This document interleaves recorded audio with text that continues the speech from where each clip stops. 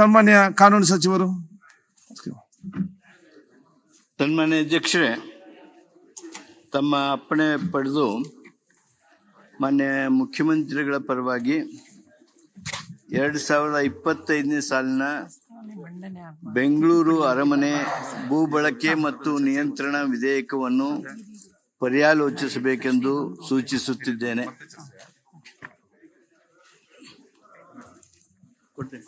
ಪರ್ಯಾಲೋಚನಾ ಪ್ರಸ್ತಾವ ಈಗ ಸಭೆ ಮತಕ್ಕೆ ಹಾಕುತ್ತೇನೆ. 2020 ಸಾಲಿನ ಬೆಂಗಳೂರು ಅರಮನೆ ಭೂ ಬಳಕೆ ಮತ್ತು ನಿಯಂತ್ರಣ ವಿಧೇಯಕವನ್ನು ಪರ್ಯಾಲೋಚಿಸುತ್ತಿದೆ ಎಂಬ ವಿಷಯ ಸಭೆ ಮುಂದಿದೆ. ಪ್ರಸ್ತಾವದ ಪರವಾಗಿರುವ ಹೌದು ಎಂದು ಸೂಚಿಸಬೇಕು. ಪ್ರಸ್ತಾವದ ವಿರೋಧವಾಗಿರಲಿಲ್ಲ ಎಂದು ಸೂಚಿಸಬೇಕು. ಪ್ರಸ್ತಾವ ಹೌದು ಎನ್ನುವ ಪರವಾಗಿದೆ ಎಂದು ಭಾವಿಸುತ್ತೇನೆ. ಪ್ರಸ್ತಾವ ಹೌದು ಎನ್ನುವ ಪರವಾಗಿದೆ. ಪ್ರಸ್ತಾವಕ್ಕೆ ಅನುಮೋದನೆ ದೊರಕಿದೆ. ಮಾನ್ಯ ಮಂತ್ರಿಗಳು ವಿವರಣೆ ಕೊಡಿ. ಸನ್ಮಾನ್ಯ ಅಧ್ಯಕ್ಷ,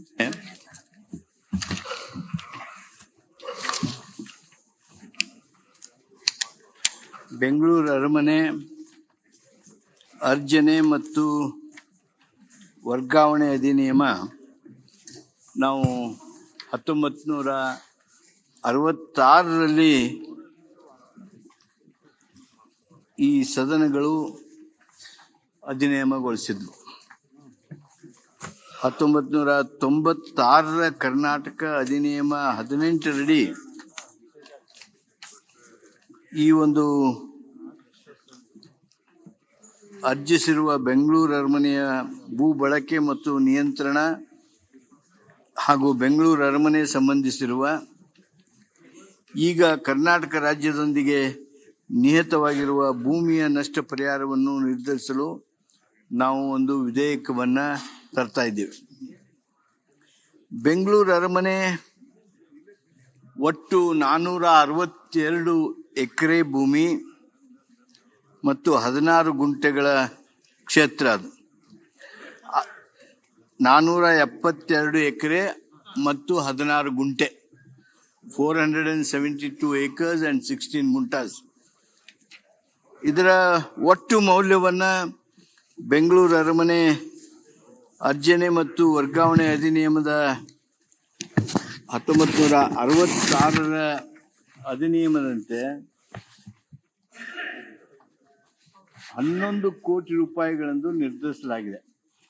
11 crores ಅವಾಗ 1996ರಲ್ಲಿ.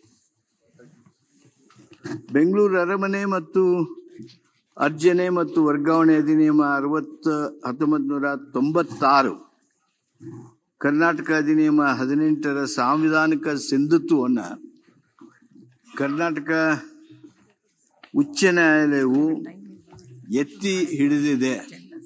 1997ರಲ್ಲಿ ಯಾರು ಇದನ್ನ ಪ್ರಶ್ನೆ ಮಾಡಿ ಹೈಕೋರ್ಟ್ಗೆ ಸಿಂಧುತ್ವವನ್ನು ಪ್ರಶ್ನೆ ಮಾಡಿದ್ರು, ಆ ಸಂದರ್ಭದಲ್ಲಿ ಮಾನ್ಯ ಉಚ್ಚ ನ್ಯಾಯಾಲಯ ಇದರ ಸಿಂಧುತ್ವವನ್ನು ಎತ್ತಿ ಹಿಡಿತು. ಮಾನ್ಯ ಸರ್ವೋಚ್ಚ ನ್ಯಾಯಾಲಯದ ಮೂಲಕ ಅಪೀಲ್ನಲ್ಲಿ ಬೆಂಗಳೂರು ಅರಮನೆ ಅಧಿನಿಯಮ 1966 ಇದರ ಕಾರ್ಯಾಚರಣೆ ಮೇಲೆ ಯಾವುದೇ ತಡೆಯಾಜ್ಞೆ ಬಂದಿಲ್ಲ ಅನ್ನೋದನ್ನು ಈ ಸದನದ ಮಾಹಿತಿಗಾಗಿ ನಾನು ಹೇಳೋದಕ್ಕೆ ಬಯಸ್ತೇನೆ. ಮತ್ತು ಸರ್ವೋಚ್ಚ ನ್ಯಾಯಾಲಯ 2021ರ ನ್ಯಾಯಾಂಗ ನಿಂದನಾ ಪ್ರಕರಣದೊಳಗೆ ಸಂಖ್ಯೆ 688 ಇತ್ಯಾದಿ ಅಲ್ಲಿ 10/12/2024ರ ತೀರ್ಪಿನ ಮೂಲಕ ರಸ್ತೆ ಅಗಲೀಕರಣದ ಉದ್ದೇಶಕ್ಕಾಗಿ ಗುರುತಿಸಲಾದ ಬೆಂಗಳೂರು ಅರಮನೆಯ ಭಾಗದ ಮೌಲ್ಯವನ್ನು ನಿರ್ಣಯಿಸಿ ಕರ್ನಾಟಕ ಸ್ಟ್ಯಾಂಪ್ ಅಧಿನಿಯಮ 1957